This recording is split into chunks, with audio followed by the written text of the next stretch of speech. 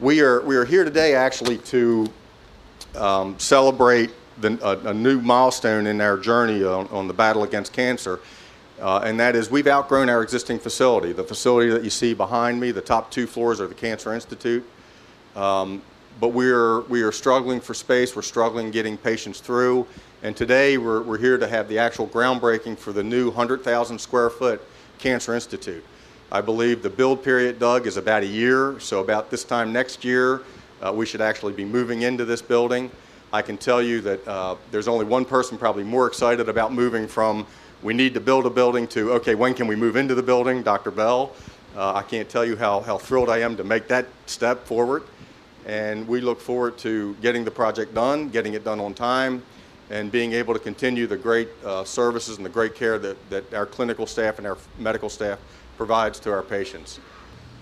But what this place does better than any place I've ever seen, and if you just talk to the patients, it's about the care that's provided.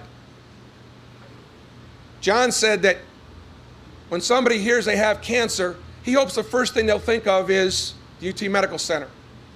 I hate to correct somebody that's smarter than I am, but that's just not going to happen, John. The first thing they're going to think about is how scared they are. And they're going to think about what's going to happen to them, what's going to happen to their families.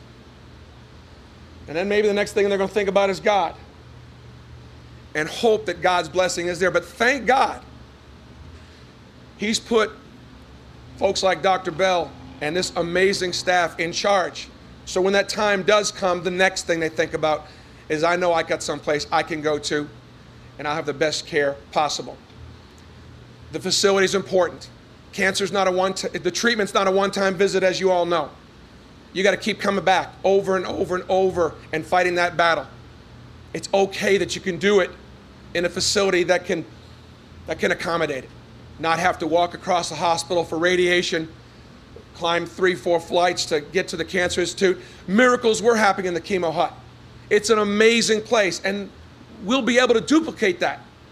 Except this time, rather than having more people in the waiting room for treatment, there'll be more people in the treatment chairs themselves.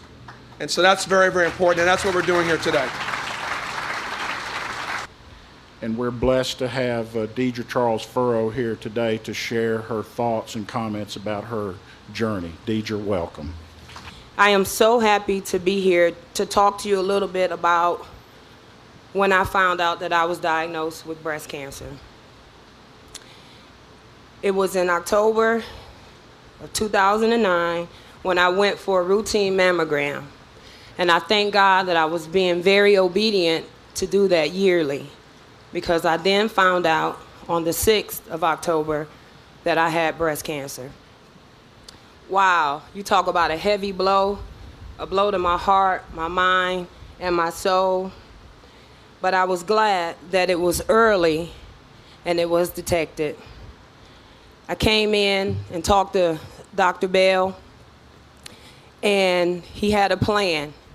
He walked me through the whole process and was very, very thorough.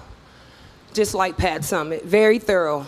Knew exactly what he wanted to do. If it was this, we were going to do this. If it was that, we were going to do that. But he also made sure that I was in on that plan, which was very, very important. I've always been a fighter, always been positive, and I said, why stop now? My love and my passion for what I do when I was coaching, I had to have that same passion to fight this fight. It was a very, very tough fight because I initially just thought I was going to die. And you just associate cancer with death. And after talking to Dr. Bell and Dr. Hunsinger about our plan, went to surgery, and as far as I am concerned, October the 22nd, it was out, so I was cancer-free. I definitely have to thank my team of doctors who have stood by me, who've held my hand, who I've cried in front of.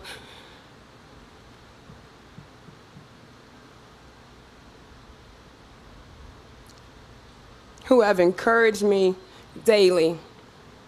Dr. John Bell, Dr. Hunsinger, Dr. Pertoli, And Ann Sprouse, she definitely was an angel. I don't know how she knew I was there, but in a time when I just felt like I wanted to drop to my knees, she came in and gave me great words of encouragement.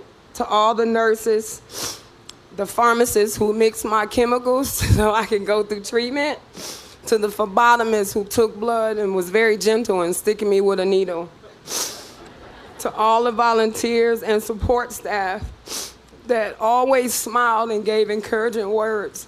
And I see Dr. Fish. I just want to tell y'all that right before I went in for my surgery,